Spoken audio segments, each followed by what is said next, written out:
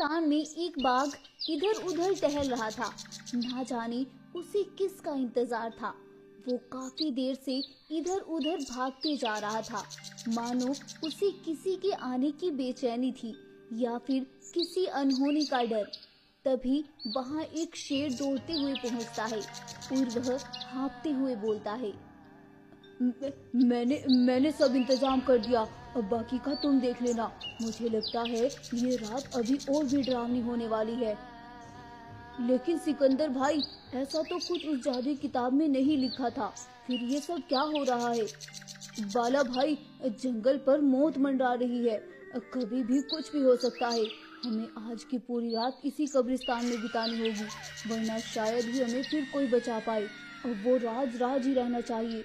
अगर जानवरों तक ये बात पहुंची तो वो सभी दहशत में मारे जाएंगे। भालू बाबा भी आते ही होंगे और वो जादुई किताब भी लेकर आएंगे, तो हमें उनका इंतजार करना चाहिए। आखिर किस राज की बात कर रहे हैं ये दोनों? ऐसा कौन सा राज है जिसका डर इतना भयानक है? चलिए आज 10 साल पीछे चलते हैं। आज से तकरीबन 10 साल पहले वैभव जंगल एक बहुत खुशहाल जंगल हुआ करता था। उस जंगल में सभी जानवर बहुत खुश थे, क्योंकि उस जंगल की राजगद्दी सिकंदर शेर और बाला बाघ के हाथ में थी। वो दोनों अपने इस जंगल से बहुत प्यार करते थे और हमेशा अपने जंगल को हर मुसीबत से बचाए रखते थे। अरे सिकंदर भाई, आज मन बहुत परेशान है। हाँ भाई, मुझे भी कुछ अनहोनी की आशंका लग रही है। ईश्वर सब कुछ ठीक रखे बस। महाराज, आप ऐसा क्यों बोल रही हैं? शुभ शुभ बोलिए महाराज, सब अच्छा होगा। हाँ गाय बहन, तुम कह तो ठीक रही हो, लेकिन फिर भी आज मन बहुत परेशान है। वो तीनों इधर ऐसी बातें कर ही रहे थे कि तभी जंगल में धूल को चीरता हुआ एक विशाल शेर ना जाने कहां से आता है और वह बदले की आग में जंगल की ओर बढ़ता जा रहा था, जिसके पैरों की दहड़क से जंगल भी दहल रहा था। सभी जंगलवासी उस इतने विशाल शेर को देखकर हैरान हो जाते हैं। ये क्या बोला है? ये तो ऐसा नहीं था, फिर ये इतना विशाल कैसे बन गया? मुझे जल्दी से जाकर महाराज को ये बात बतानी होगी। भालू ये सब बोलकर दौड़कर राजा शेर की गुफा की ओर बढ़ता है और इसी बीच वह विशाल शेर ना जाने कितने ही जानवरों को अपने पैरों के नीचे कुचल देता है। महाराज वो वापस आ गया। वो वापस आ गया और वो इतने विशाल शरीर के साथ वापस आया है महाराज। वो कौन वापस आ गया? भालू, तुम इतने डरे हुए क्यों हो? मुझे सब साफ साफ बताओ। महाराज, वो भवानी ठाकुर। क्या? वो कैसे वापस आ सकता है? उसे तो हम अपने हाथों से मार कर आए थे, फिर ऐसा कैसे हो सकता है? महाराज, वो एक विशाल शरीर के साथ वापस आया है। हम सभी उसके आगे कुछ नहीं है। वो इतना विशाल है महाराज, वो हमें अपने पैरों से कुचल देगा महाराज। बाला, लेकिन वो कैसे वापस आ गया? उसे तो हमने ही मारा था ना? हाँ भाई, तुम सही कह रहे हो, उसे तो हमने मार दिया था। जब उसने राजा शेर और महारानी को मारा था, उसी दिन हमने उसे भी खत्म कर दिया था। आखिर क्या थी इस विशाल शेर की सच्चाई? चलिए पहले इसे जानते हैं। कुछ दिन पहले भवानी ठाकुर, सिकंदर शेर और बाला बाघ बहुत अच्छे मित्र हुआ करते थे। वो तीनों हमेशा साथ साथ रहते थे और एक साथ ही जंगल में घूमा करते थे और एक दूसरे का ख्याल रखते थे। सिकंदर शेर और बाला बाघ बहुत अच्छे मित्र थे। वो दोनों अपने साथ साथ जंगल की भी देखभाल किया करते थे। भवानी ठाकुर उनसे कुछ अलग था। उसके मन में लालच था, वो भी राजगद्दी को पाने का, कि उसे इस जंगल की राजगद्दी मिल जाए।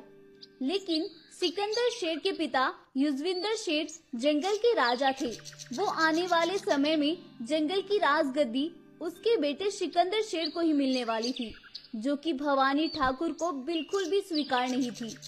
इसीलिए वो हमेशा ही कुछ ना कुछ ऐसा करता रहता था जिससे बाला बाघ और सिकंदर शेर में दूरियां बढ़ जाए और वो बाला बाघ के साथ मिलकर उन सभी को मार डाले। लेकिन बाला बाघ का मन बिल्कुल साफ था। वो सपने में भी ये सब नहीं सोच सकता था। अरे ये बाला बाघ तो मेरे कब्जे में नहीं आता है। हमेशा सिकंदर शेर के ही गुण गाता फिरता है। अब मुझे ही कुछ करना होगा। ये सब सोचकर वो एक दिन मौका लगाकर युजविंदर शेर और उसकी पत्नी राधा को धोखे से मार डालता है। ये सब बातें जब सिकंदर शेर और बाला बाघ को पता चलती है तो वह दोनों एक सेकंड की भी देरी न करके उसे जान से मार डालते हैं और जंगल की राजगद्दी को संभालकर अपने जंगल को फिर से खुशहाल बना देते हैं। लेकिन आज फिर से भवानी ठाकुर एक विशाल शरीर लेकर वापस आ जाता है।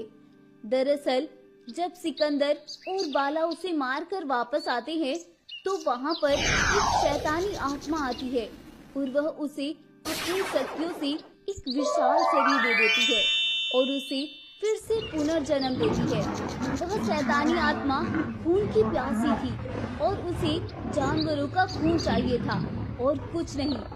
अब जब भवानी ठाकुर ये विशाल शरीर लेकर जंगल में वापस आता है तो सिकंदर और बाला डर जाते हैं और वह दोनों कैसे भी करके अपने जंगल को उसके कहर से बचाना चाहते थे। इसीलिए वो दोनों मिलकर एक प्लान बनाते हैं और अगली सुबह बाला बाघ जंगल की ओर भागता है। जैसे ही भवानी ठाकुर की नजर बाला बाघ पर पड़ती है वह भी उसका पीछा करने लगता है और बाला बाघ भागते भागते एक कब्रिस्तान में एक खंडर गुफा के अंदर चला जाता है। भवानी ठाकुर भी उसका पीछा करते करते उस गुफा के अंदर चला जाता है और पीछे से सिकंदर शेर आकर उस गुफा को एक बड़े पत्थर से बंद कर देता है और बाला बाघ एक छोटे से रास्ते से उस गुफा से बाहर निकल जाता है।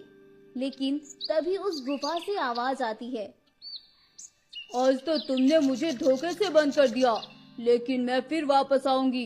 अमावस्या की रात को फिर से पुनर्जन्म दूंगी, तब तुम में से कोई भी मेरा कुछ नहीं बिगाड़ पाएगा। हा हा हा हा हा हा हा। सिकंदर शेर और बाला बाघ ये सब सुनकर जंगल वापस आ जाते हैं, लेकिन वह जंगल के किसी भी जानवर से इस बात का जिक्र भी नहीं करते हैं। ये बात वो दोनों अपने तक ही रखते हैं। और आज 10 साल बाद अमावस्या की रात बहुत ही काली और अंधेरी रात थी। हर तरफ डर का माहौल था और सिकंदर शेर और बाला बाघ की जान हलक में अटकी हुई थी। किसी भी वक्त कुछ भी हो सकता था। तो तुमने भालू बाबा को जल्दी आने का नहीं बोला क्या? वो तो अब तक भी नहीं पहुँचे। तुम चिंता मत करो, वो आते ही होंगे। वो अपनी जादुई किताब साथ लेकर आएंगे। उसमें सब लिखा हुआ है कि आगे क्या होने वाला है। कुछ ही देर में भालू बाबा भी वहाँ आ जाते हैं और भालू बाबा हवन चालू करते हैं और अपने मंत्र की किताब को खोलकर जोर जोर से कुछ पढ़ते हैं, जिससे आग की लपटें और तेज होने लगती है और उस आत्मा के तड़पने की आवाजें आने लगती है और वह आत्मा जोर जोर से चिल्लाने लगती है। घंटों तक हवन करने के बाद वो आत्मा शांत हो जाती है और वो वापस अपनी लोक चली जाती है। अब सभी को उस विशाल शरीर वाली आत्मा से छुटकारा मिल जाता है। अगली सुबह होने पर सिकंदर शेर और बाला बाघ अपने सभी जंगल वासियों को ये खुशखबरी सुनाते हैं। अब जंगल उस आत्मा से आजाद हो जाता है और सभी खुशी खुशी जंगल में रहने लगते हैं।